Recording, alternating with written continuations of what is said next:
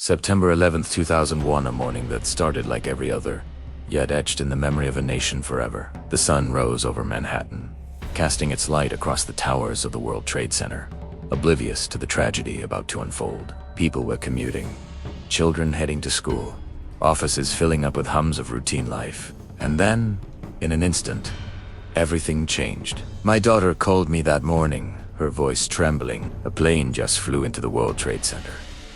I couldn't believe it. My mind rationalized it, thinking it must be a small private plane, some reckless pilot.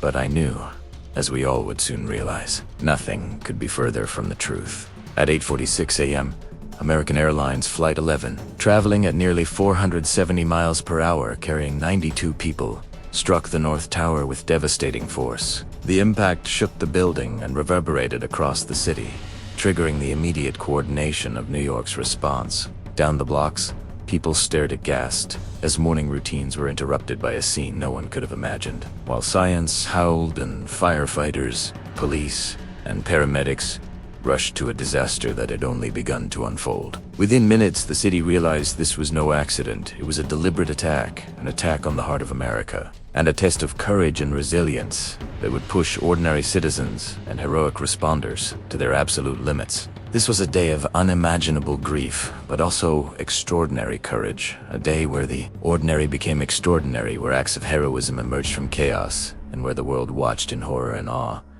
as New York City faced one of its darkest mornings, the morning of shock. September 11th started like any other day in New York City.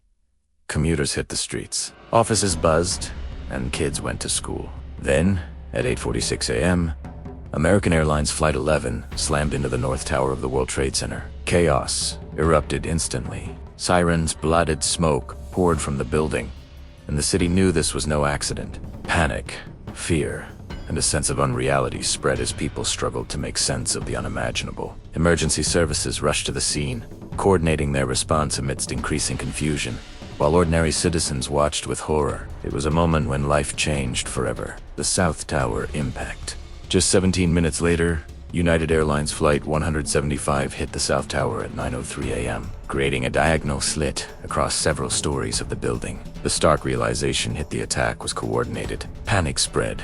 Workers fled the buildings as some were trapped above the site of impact. Fire and police battled the clock, attempting to reach people through smoke, ruin, and crumbling infrastructure. The New York skyline had passed from icon of stability to instrument of terror. Citizens ran to bridges and water edges, seeking safety as emergency command centers scrambled to coordinate in the wake of the unfolding disaster. Collapse of the towers then.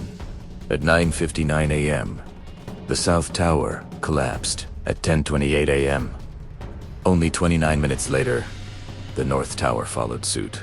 Dust clouds swept through the streets, debris rained on nearby buildings, and mayhem reigned over lower Manhattan. Hundreds of firefighters and police, as well as civilians, were trapped or injured. Among the ruin, crew-bounded rescuers plunged into flames and rubble to pull out survivors. In a matter of minutes, the skyline of the city, once so characteristic, was forever changed as sections of the towers crumbled. Fire and evacuations. The surrounding buildings of the World Trade Center, including 4, 5, 6, and 7, caught fire. The Port Authority ordered evacuations and thus saved many lives. The streets were filled with panicked citizens, some running across the Brooklyn Bridge, others escaping by boats. Communication networks were jammed, power was down, and New York resembled a war zone.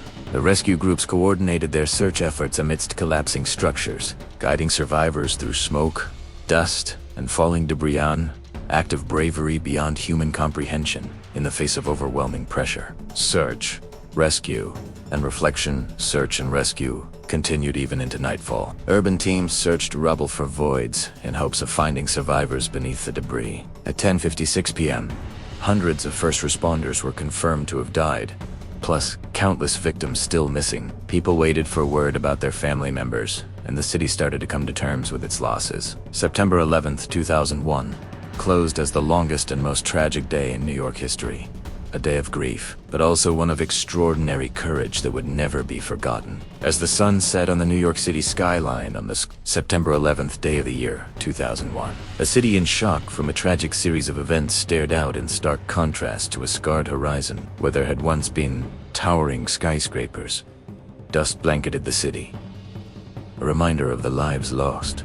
Though the dust is settled, the memories remained as indelible marks within the hearts of every New Yorker, every first responder, and a nation overcome with disbelief. Amidst the unmitigated horror and loss, acts of bravery and selfless courage shown by the few lifted the spirit, sprinting into falling towers.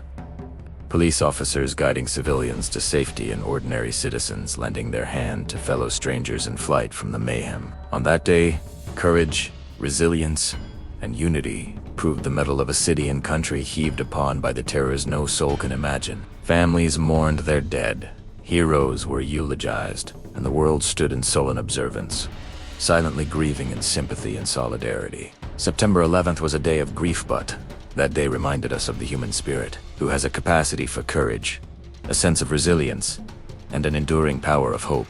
Though the towers may fall, the memories of those lost and the bravery shown will never disappear. We remember not only the tragedy but also the unity, sacrifice, and courage that defined a day the world will never forget.